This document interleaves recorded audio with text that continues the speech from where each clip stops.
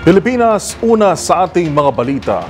Nagsisimula nang humagupit ang super bagyong Nando sa Cagayan habang patuloy na lumalapit at binabagtas ang bahagi ng Northern at Central Luzon. Ang mga pinakahuling sitwasyon mula sa probinsya ihahatid sa atin live ni Grace Sansano. Grace, kamusta na dyan? Well, ramdam na nga itong bagyong Nando sa bahagi ng nakapalikot sa bahagi nga nitong karagatan.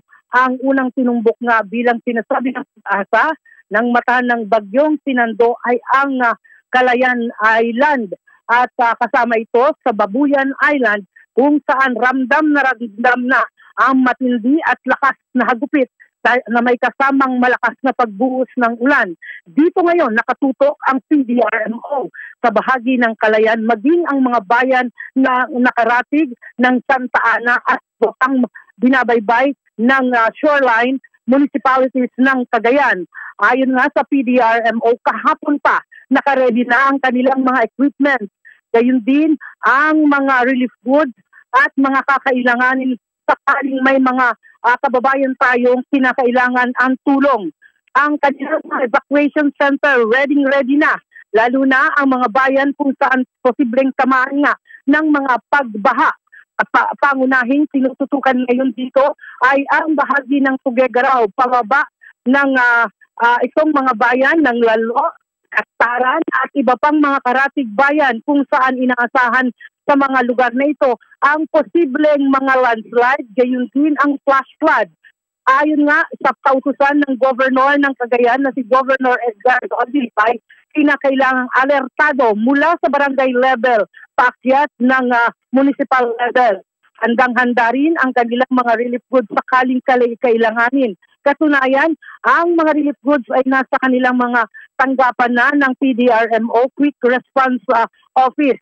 At dito para mas mapabilis na makarating ito sa bawat bayan na maapektuhan. Maging ang Department of Public Works and Highway ay ready na rin ang kanilang mga kagamitan. Kahapon pa binalaan na ang mga mangingisda at ang mga maglalakbay sa karagatan. Kaya naman ang Philippine Coast Guard ay nakabantay na para maiwasan at pangalagaan at mapagsabihan na bawal na nga ang anumang activity bahaging ito ng karagatan ng Cagayan.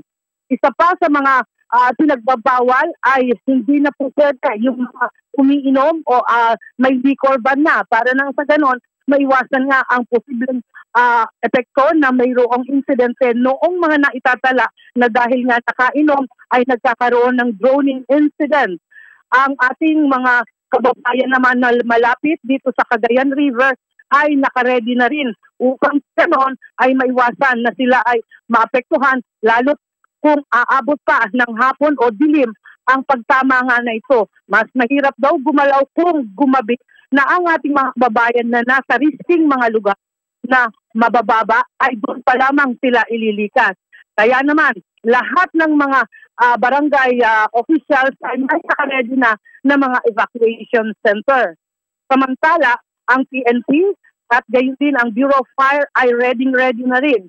At inaasahan din na ang ating mga kababayan na nasa malapit sa mga ilog o sapa na posibleng magkaroon ng epekto dahil 2 spill gate na ang bukas sa Magat Dam. Anumang oras ay pwede itong maramdaman at sumama at bumaba rin sa bahagi nga ng Cagayan River. So yan muna, Yuel, ang ating update para sa ating sinasagawa pa rin pagtutok dito sa kaganapan sa bagyong Nando. Ito, si RH25, Grace Vera Sansano para sa FCC TV Network News. Grace Vera Sansano, una sa Pilipinas, una sa Pilipino. Live mula sa Cagayan, maraming salamat at ingat, Grace Sansano.